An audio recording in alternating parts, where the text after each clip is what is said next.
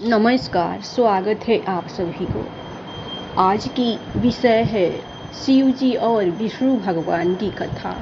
एक दिन नारायण यानी विष्णु के पास नारद गए और बोले, आप मानवता के लिए एक खराब मिसाल है। आप हर समय शेषनाग के ऊपर लेटे रहते हैं।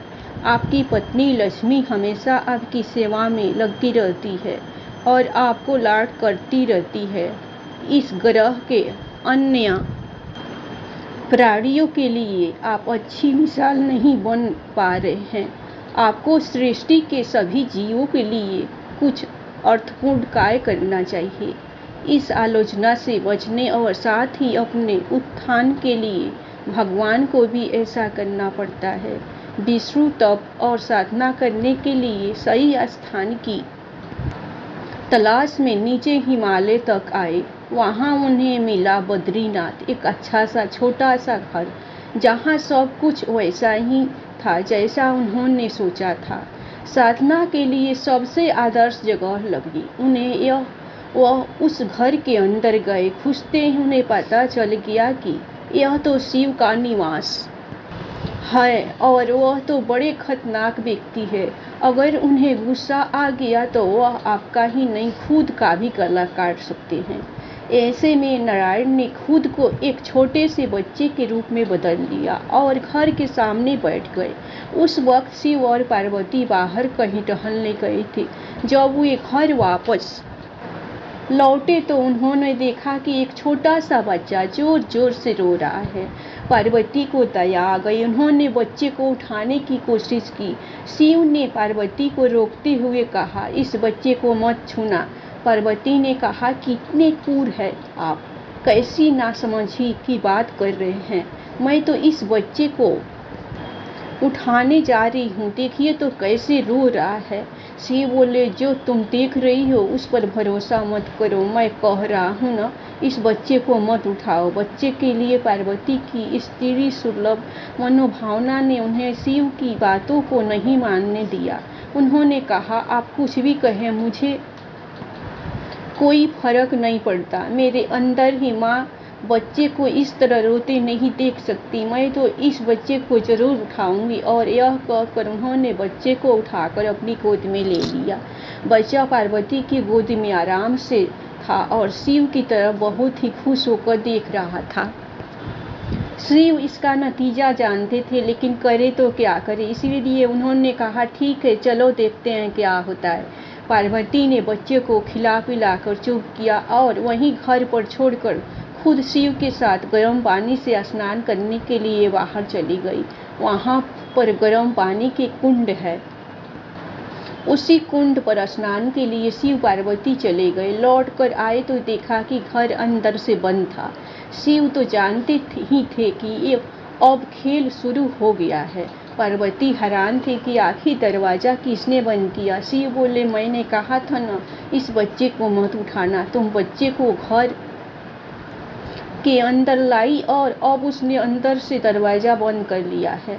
पार्वती ने कहा, अब हम क्या करें। शिव के पास दो विकल्प थे, एक जो भी उनके सामने हैं उसे जलाकर भस्म कर दे और दूसरा वे वहां से चले जाए और कोई और रास्ता ढूंढ ले। उन्होंने कहा, चलो कहीं और चलते हैं, क्योंकि यह तो तुम्हारा प्यारा बच्चा है, इसीलिए मैं इसे छू भी नहीं सकता। मैं सब कुछ नहीं कर सकता, अब कुछ नहीं कर सकता, चलो कहीं और चलते हैं। इस तरह शिव और पार्वती को अवैध तरीके से वहां से निष्कासित कर दिया गया। वे दूसरी जगह तलाश करने के लिए पैदल ही निकल पड़े। दरअसल बद्रीनाथ और केदारनाथ के बीच एक चोटी से दूसरी चोटी के बीच सिर्फ 10 किलोमीटर की दूरी है। आखिर में वह केदार में बस गए और इस तरह शिव ने अपना खुद का घर खो दिया।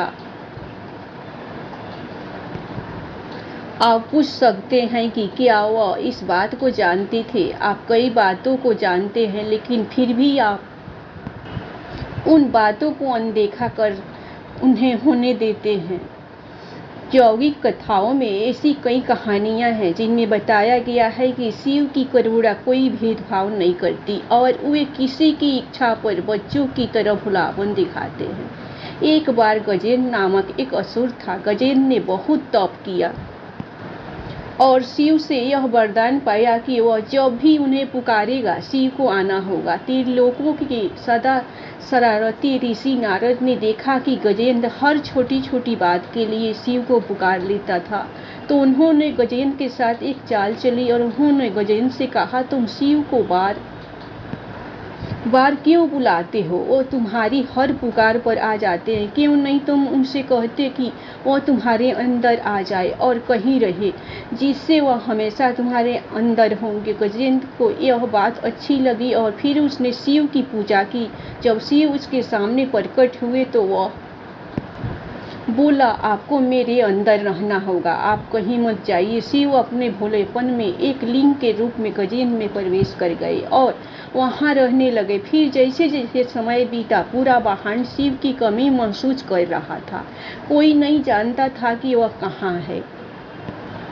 सभी देव और गण शिव को खोजने लगे। काफी खोजने के बाद जब कोई यह पता नहीं लगा पाया कि वह कहाँ है, तो वे हल ढूंढने के लिए विष्णु के पास गए। विष्णु ने स्थिति देखी और कहा, वह गजेंद्र के अंदर है। फिर देवों ने उनसे पूछा कि वे शिव को गजेंद्र के अंदर से कैसे निकाल सकते हैं, क्योंकि गजेंद्र शिव को अपने अंदर रखकर अमर हो गया था। हमेशा की तरह विष्णु सही चाल लेकर आए।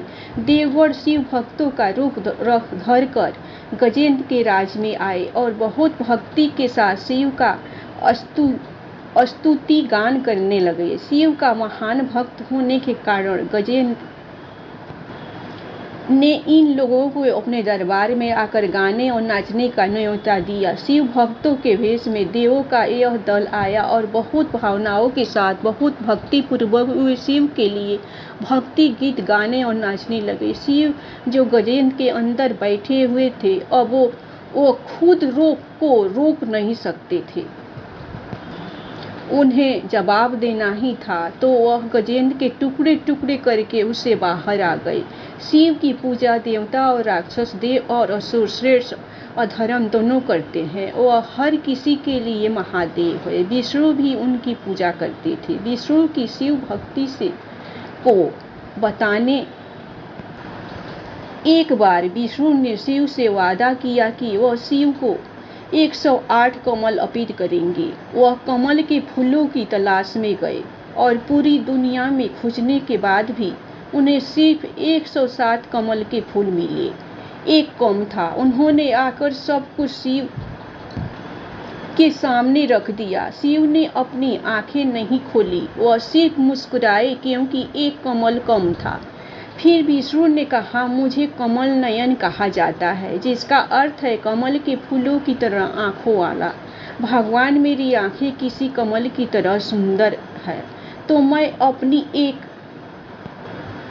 आंख अर्पित करता हूँ। और उन्होंने तुरंत अपनी दाहिनी आंख निकाल कर लिंग पर रख दी। इस तरह की भेंट से प्रसन्न होकर शिव ने विष्णु को प्रसिद्ध सुदर्शन चक्र दिया।